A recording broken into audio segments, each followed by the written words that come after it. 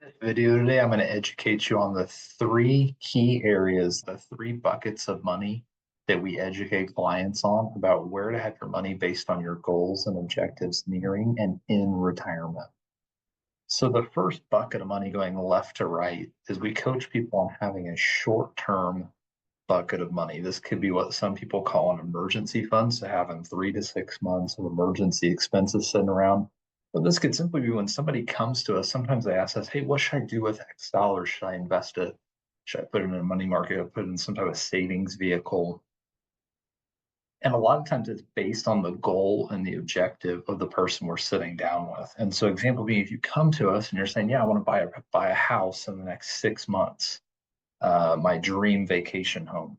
Well, in that case, we're probably not investing that money because under 2 years, we're taking risk if we go put that money in the market and invest it, and then there's a correction.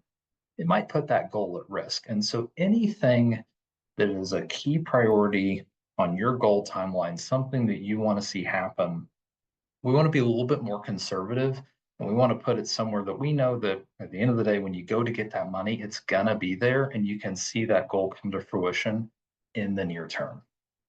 That then brings us on to midterm planning. So when somebody says, okay, well, I don't need to do it immediately, but it's going to be beyond 2 years, it might be 5 years, closer to 10 years.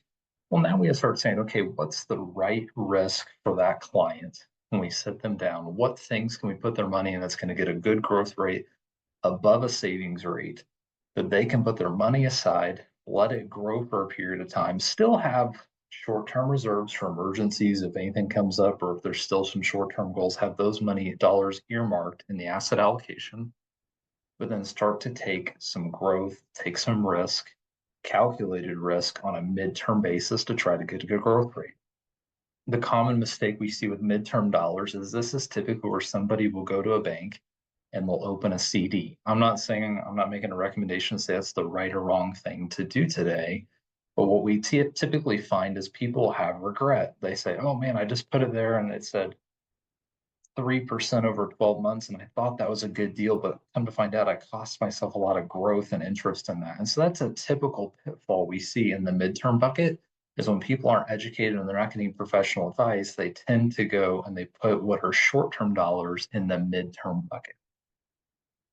And then the last bucket is the long-term bucket, and that's money that we coach clients on 10 plus year money. A lot of people they watch the news, they see things on social media and it incites fear and they want to play things close to the vest. And once again, a lot of times that comes down to education and understanding of how your money works. When we sit down with a client, when it comes to long-term dollars, we want to figure out what is their risk tolerance and what is the appropriate allocation of their investments to meet those goals.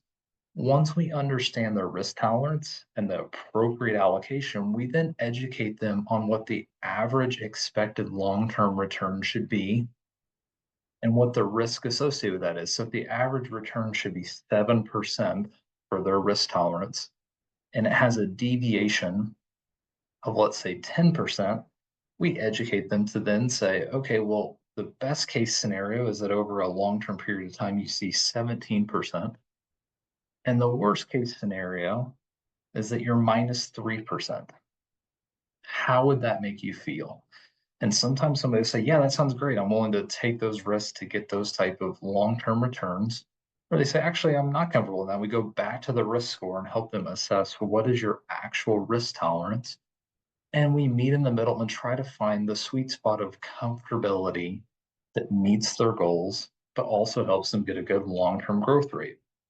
What that also allows the client to do is to be educated and have confidence to know that if something happens in the short term, it's built into the plan. We knew that there was going to be that 10% gap or whatever the client's comfortable with, that it could go up or down. And so we can't get caught up in the super highs and the super lows because we have to know that we put in place something that's a 10 plus year plan. And so if even if something happens along the 5 year mark, you have to understand, hey, I have my short and my midterm dollars allocated.